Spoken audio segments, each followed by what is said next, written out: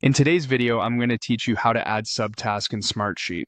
We'll walk through creating a simple sheet from scratch and then nesting a subtask under a parent task so your work is organized and easy to track.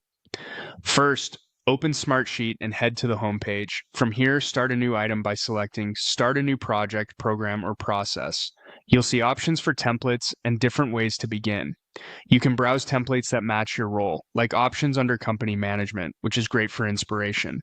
For this demo, we'll keep it simple and start from scratch so you can see the core steps without any pre-built structure. Next, choose where this new work will live. Pick your workspace or create a new one as your starting point so everything is stored in the right place and shared with the right people later. When you're asked what you want to create, select Table.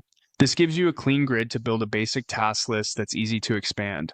Once the sheet opens, click the column header of the primary column and rename it to Task, then apply the change. Renaming this column helps everyone understand what belongs here, and it keeps your hierarchy readable when you add subtasks. Now click into the first row and type the name of your main task. Keep task names short and action focused, like Prepare Project Kickoff, so they're easy to scan. Press Enter to add more rows as needed. To add a subtask, type it on the row directly beneath the parent task. For example, under Prepare Project Kickoff, you might type Draft Agenda. With that subtask row selected, click the right arrow indent button next to the row. This indents the row and makes it a child of the task above, creating a clear parent-child hierarchy.